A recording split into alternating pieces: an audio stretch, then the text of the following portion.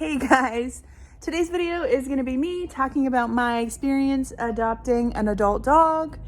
And so if you're interested in that topic, please keep watching. Porkchop right here is my sweet boy, huh? He's a sweet boy.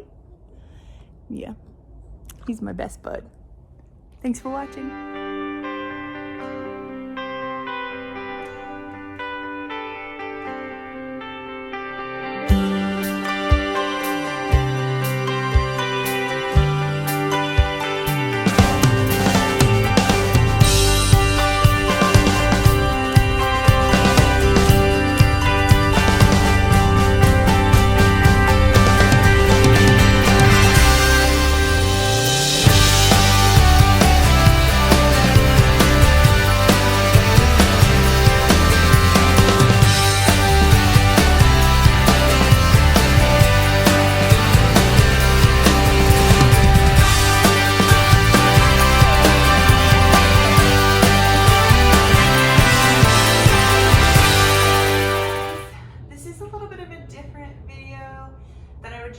Planning to do on this channel, but I don't know, I've just been thinking about it recently and decided that I would really like to talk about my dog and the process of adopting him, because I think a lot of people want to adopt dogs and they always go for puppies.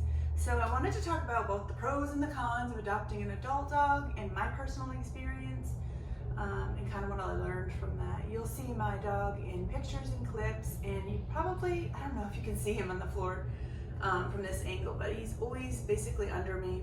He's old and can no longer jump up on the beds and stuff, so he hasn't been on any furniture in a couple years. And there he is. I call him Little Tappy Toes because his little nails make so much noise when he's walking. You'll probably hear him in lots of my Plan With Me videos in the background, either snoring or his little toes tapping. Alright, so I adopted Porkchop, who is a schnoodle, a schnauzer poodle mix, in 2009. And just a little bit of a backstory, I was previously married, so yes, this is my second marriage. I was previously married. I met my ex-husband when I was like 19 or 20, I think 20, and we got married about 9 months after we started dating. No, I wasn't pregnant. It was just kind of a whirlwind, young, romantic, kind of was just emotion-based. Yeah, so anyway, we got married and our marriage basically lasted my 20s. And after we split up, I decided, well, I dated a few jerks, let's just say. I dated a few jerks, and then I was just like, oh, I really should just get a dog. That'll give me something to focus on. I wanted to get out and walk more, so, you know, I figured a dog would force me to do that. And I just thought, you know, I won't be lonely when I'm home, alone. And at the time I had a lot of friends and I did go out a lot, so it's not like I was just like sitting home pouting all the time, but I was experiencing a lot of anxiety, and I don't know, I just decided getting a dog would be a good idea. So the issue was I have a lot of allergies to pets, pet dander, pet fur. So I really started looking into, you know, what people call hypoallergenic dogs. And I know that none of them are truly hypoallergenic, as in won't cause you any allergies, but there are some that have, you know, greatly decreased. Poodles, and I think actually schnauzers were on the list too, but poodles in particular, they have hair, it doesn't shed, or it doesn't shed much anyway. And anyway, it just seemed like that was going to be a good fit. So at the time I was just like watching. I actually used petfinder.com, which I'm happy to see is still active. I was using that to just look at pets online, and I stumbled upon his picture, and they were calling him Billy, and he wasn't even cute. I'm just gonna be honest, the picture was not a good picture. He'd lost a lot of hair in the back. He was very, very just like barrel shaped, and he didn't really look happy or playful or anything like that in the picture. But I was not having any luck finding other pets that were in that like hypoallergenic category on Pet Finder or from shelters. So I kept going back to him, and he was on there for like a couple of months that from when I noticed him. And so finally I was like, I'm just gonna, inquire about him. And I messaged them. They said, yes, he's available for adoption. He's been here for a few months. And so then I was like, well, I'm just gonna go see. So that shelter was about an hour away. It was a no-kill shelter. It was very small. So I went up one weekend and I got him, and he was very like food oriented. He didn't want to snuggle. He wasn't into like being pet or, toys. Hi, baby, yeah. And right now he's looking at me because he doesn't understand when I'm talking. He does this every time I record a video. He looks around because he's confused as to who I'm talking to. The first time it happened, the first time I recorded a video, he actually like hid behind something and kept peeking out over me. Thought I lost my mind, or I don't know. Anyways, so I just decided to bring him home. I brought a crate, I put him in the back seat. On the way home, I got a flat tire. The worst. I already have kind of like not a phobia, but like a fear of getting a flat tire in some place, whatever. Fortunately, my dad, who passed away a year after that, but fortunately my dad was able to come out and change my spare tire. So we got home with the dog, and I'm just gonna tell you that, so the shelter had told me he was about 5 or 6 years old. However, now, that was in 2009, and now the vet, he's very finicky, so no one can really get a great look at his teeth. But they basically think that he might have been around 3 or 4 at that time. But no one really knows. So yeah, I have no idea how old he truly is, but he's definitely a senior dog. He's gray, he's got arthritis and all that. So anyway, I got home from the shelter, and he really just, now he's coughing. That's not what you want to hear. He's telling you he's old. He's got allergies of his own too. But so I got home from the shelter, and he just really didn't have any interest in snuggling, being pet. He didn't care about people. He wanted food. And he was a bit aggressive. Now, I want to like preface this with, that's not because he was an adult dog in a shelter. It was also because they don't really know his backstory, but they said a couple brought him in and basically said, hey, this stray dog's been hanging around for a while. We just decided to bring him in. The girl at the shelter said they didn't really believe that story.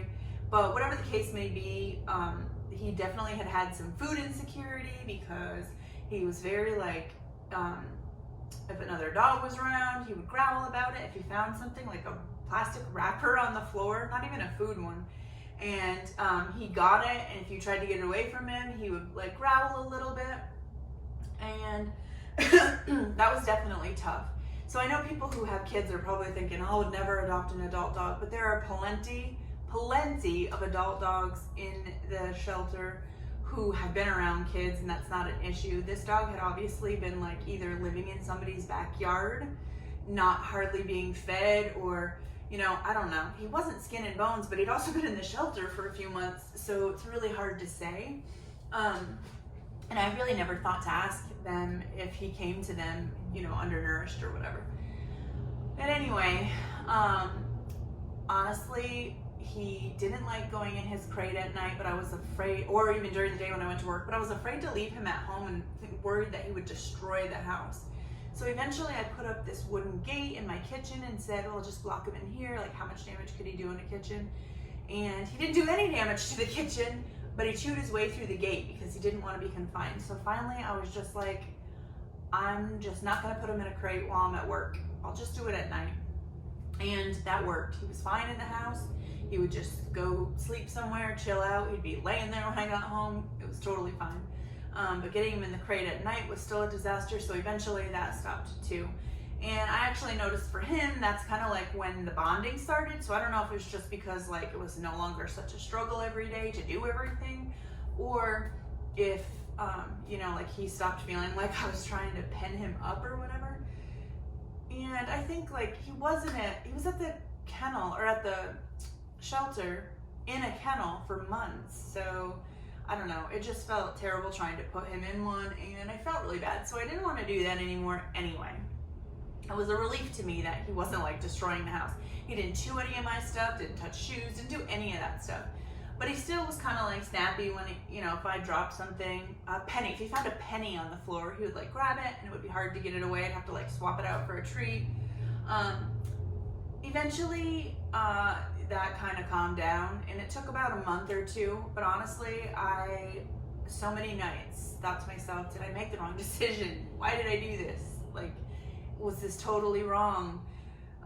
What am I gonna do? Like, I wanted to like, I don't know. And every night, not every night, but several nights I would like cry myself to sleep. It was like horrifying. I just thought it was like so hard to get through that. But I said, I adopted him. Like, I mean, what am I gonna do? I have to make it through. And so after about 2 months, started to get better and better and better and better. And everyone thinks now that he is just like the greatest dog. He's my little Velcro dog. He's always like under me somewhere. If I leave the room, he'll follow me. Even if he's sleeping, he could be sound asleep, and if I leave the room, well, now that he's gotten a little older, a couple times he's been in such a deep sleep that he didn't hear me leave the room. But now he's kind of losing his hearing a little bit, and his eyesight's not as good, so I think those are factors too. But now it seems like he follows my scent around.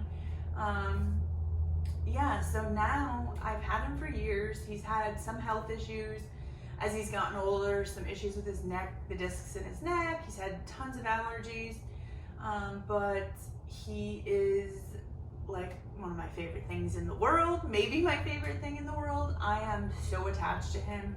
He's very attached to me. He's great with my stepkids.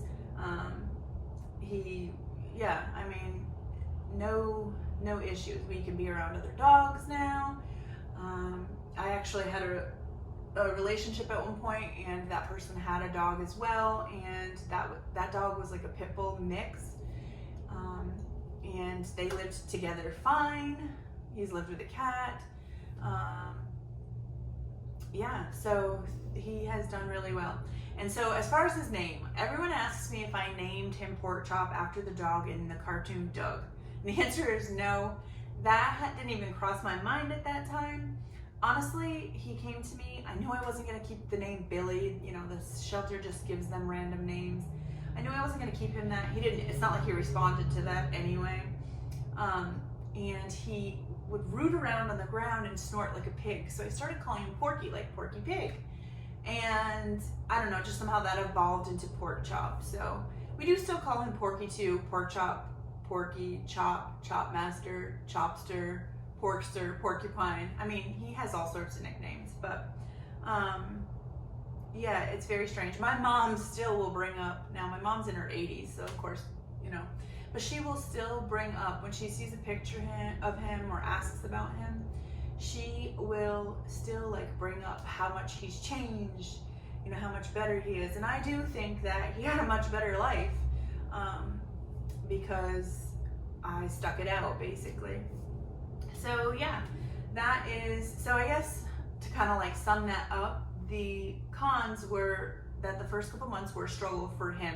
And I think any adult dog you adopt, there's going to be a little bit of struggle, but some of them are going to be very minimal because some of them might be there because their family couldn't take care of them anymore, or it was an elderly person who was deceased or went into a nursing home or something like that. So some of those dogs might have very few issues adjusting, and it's more just like missing their owner or whatever. But some dogs will have issues, obviously, being housebroken or things like that. For him, it was very much, didn't know how to play with toys, didn't know how to interact with humans. And those are things I had to teach him. He was definitely not, I would say he was like a kind of a wild dog, slightly less wild. He was definitely like just left somewhere and hadn't received that attention. So that was a con. A big con for him actually is that he had never been professionally groomed. And so he hates baths, water, and now he's a poodle mix. He has to get baths and haircuts. And that's been a struggle. There was a period of time when he actually liked it and will kind of like strut around afterwards. As he's gotten older, he absolutely hates it. It is very, first of all, I've never been able to do it, but it's been very hard for even professionals to do it recently, so that has been a struggle. The pros, so those are the kind of the cons. And the pros are that I know that he has a better life because of it. And the biggest pro is obviously that I love that dog so much, and I can't even imagine life without him. We moved not across the state, but we moved down the East Coast. We moved from New York to South Carolina together. He got me through a divorce and bankruptcy, my dad dying, moving. I